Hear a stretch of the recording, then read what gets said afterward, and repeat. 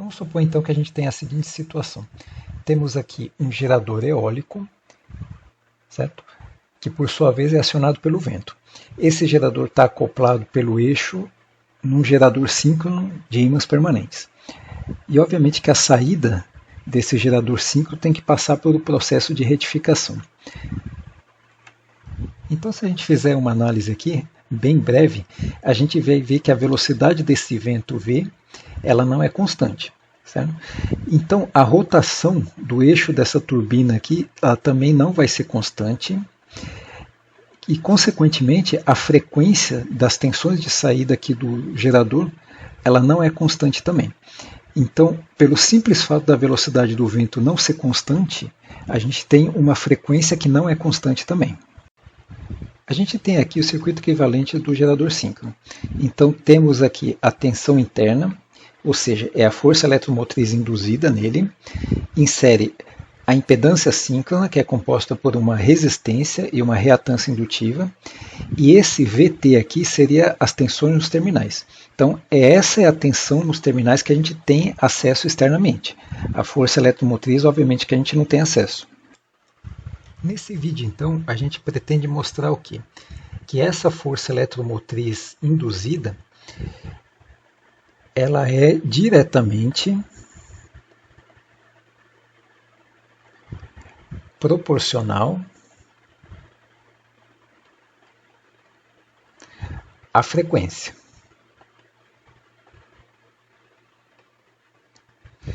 Então, mas a gente sabe o quê? Que essa frequência depende dessa velocidade angular. Então, vamos fazer uma análise bem simplificada para mostrar essa relação. Vamos considerar então que a gente está vendo a vista em corte de uma espira. Então temos aqui por onde a corrente está entrando, certo? E aqui por onde a corrente está saindo. Então essa espira, o plano dessa espira está perpendicular ao plano da nossa tela aqui. Esse eixo fictício X aqui representa o eixo da espira. Então é só a gente visualizar, né, se você usar a regra da mão direita, né, colocando seus dedos entrando nesse ponto aqui, a linha, onde a corrente estaria entrando, e aí os seus dedos da mão direita estariam por esse ponto A aqui, certo? Então esse eixo X é o eixo que é perpendicular ao plano da espira. Vamos imaginar então que a gente inseriu aqui um ímã permanente que vai ter um eixo fixo aqui no centro.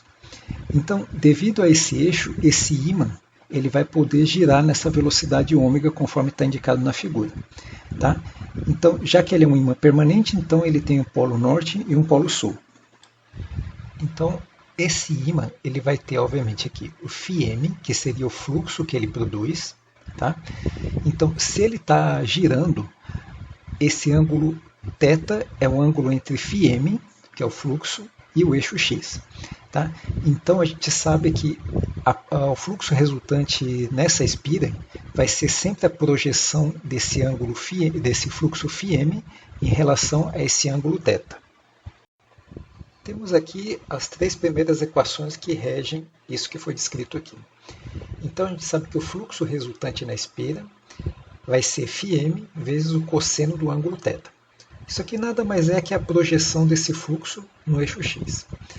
A gente sabe também que esse ângulo θ vai ser dado pela velocidade angular ômega vezes o tempo. Né? E aqui na equação 3, isso aqui é a lei de Faraday. Então, a força eletromotriz é menos dφ dt, ou seja, que um fluxo variável no tempo produz uma força eletromotriz. Então a gente tem a seguinte situação, combinando essas três primeiras equações, a gente pode escrever a lei de Faraday da seguinte forma. E vai ser menos, então a derivada de quem? Aí vai ser, aqui é o φm, cosseno de θ, certo? Só que a gente substitui o θ por ômega-t.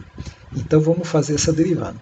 Então aqui a gente sabe que φm é constante, vai cair para fora, a derivada do cosseno é menos seno, tá? Então vai coincidir com esse sinal de menos, e temos que aplicar a regra da cadeia. Então esse ômega vai ter que sair para fora da derivada também. O que nos resulta aqui na equação 5. Agora tem o seguinte, esse ômega a gente pode escrever em função da frequência.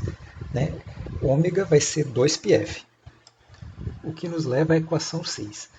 Agora, isso daqui está no domínio do tempo. Agora, a gente também pode expressar ele em valor eficaz. Aí, a gente sabe que o valor eficaz de uma onda senoidal, que é o que está aparecendo aqui, é pegar essa amplitude aqui e dividir por raiz de 2. Então, temos aqui a equação 7. Certo? Então, aqui está mostrando que o valor eficaz, né, da força eletromotriz induzida, a gente simplesmente trocou por uma letra maiúscula. Então, Fm 2πf sobre raiz de 2. Agora a gente pode simplificar mais ainda, porque 2π dividido por raiz de 2 resulta em 4,44. Aí temos aqui, né, que a força eletromotriz vai ser tudo isso daqui vezes a frequência. Agora a gente pode ficar atento numa coisa aqui. Esse valor aqui, ó, é constante. Tá? Por quê? Porque o fluxo φm, como é ímã permanente, ele sempre vai ter o mesmo valor. Tá? Então, a gente pode garantir, através disso daqui, que a força eletromotriz induzida ela é diretamente proporcional à frequência. Tá? Então, essa frequência, obviamente, que vai depender da rotação da turbina eólica. Tá? Então, isso é aplicável, certo, para qualquer gerador síncrono de ímãs permanentes, que aí, obviamente, que a gente depende da rotação da máquina primária. Então, sempre que alterar a frequência, vai alterar o valor da força eletromotriz. Tá? Então, espero que tenham gostado. Qualquer coisa, escrevam nos comentários, no caso de dúvidas, e bons estudos a todos.